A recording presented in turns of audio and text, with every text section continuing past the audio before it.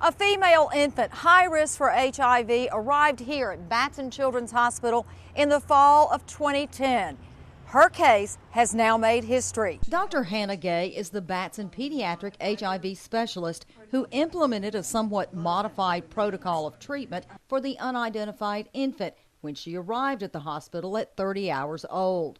Therapy would normally have been implemented in an infant under these circumstances almost immediately after birth. This baby was considered high risk for several reasons. First of all, we were unable to treat the mom during the pregnancy. Secondly, the baby was born somewhat prematurely. The baby was born by vaginal delivery as opposed to C-section. Typically, in a high-risk infant, Dr. Gay says a standard HIV drug therapy, AZT, is given as a precaution even before doctors can make an HIV diagnosis. But having missed that very early window of intervention, Dr. Gay made the decision, a fairly routine one, to move forward with a more aggressive treatment. I started more than one drug. I drew tests just as I started those drugs, and 2 different types of tests showed me within the next couple of days, as we got results on those, that the baby was already infected. Dr. Gay continued to treat the baby with a cocktail of HIV medications that she should have been on for the rest of her life, but contact was lost with the mother and the baby. Dr. Gay called the health department to assist in locating them and returning the child to this specialty clinic at Batson. At that point, the mom admitted that she had not been given the medicine for the past several months, and I fully expected the baby's viral load to have gone back up.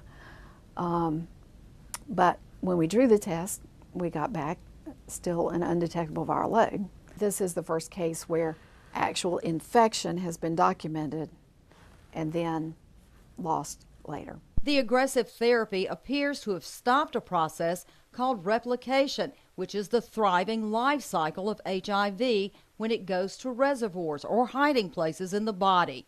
There is where the virus can flourish. The child has not redeveloped what we call replication competent virus. So her virus has not come back into the blood and started replicating again. Therefore, she doesn't need the therapy. Because this is a very rare and unique case, Dr. Gay says they really don't know what to expect in the future for this child. But researchers have now taken information from the case in hopes of repeating the outcome, which could one day lead to a standard therapy to cure HIV in infants who are born with the disease. Stephanie Bell, Flynt, WLBT News. Blair E. Batson Children's Hospital at the University of Mississippi Medical Center has taken worldwide center stage. For the first time ever, an infant has been, by clinical definition, functionally cured of HIV. UMMC HIV specialist Dr. Leandro Mena credits Dr. Hannah Gay for her outstanding decisions in the treatment course for the newborn baby. The thought of preventing infection was no longer an issue. I mean, because of the mother did not receive any prenatal care, because of the preterm delivery. What's disheartening to Dr. Mena is what he describes as a breakdown in the healthcare system. One is that a woman who did not receive any prenatal care, and second, the fact that that baby known to HIV infection was lost to follow-up, and for 1 year did not receive any medications. Dr. Gay says the mother did indeed quit bringing the baby to appointments, and she had to contact health officials to track her down. Dr. Mena says there is a proven treatment for pregnant women who are HIV positive. For many, many years in Mississippi, we have not had a single HIV positive baby as long as the mother has received prenatal care.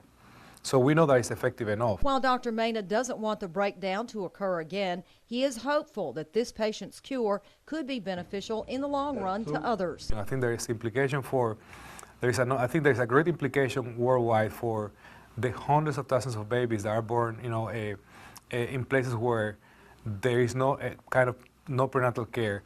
As for potential benefits to the adult population, Dr. Mena says it will be studied, but for now there are a lot of unknowns. Stephanie Bell, Flynt, WLBT News.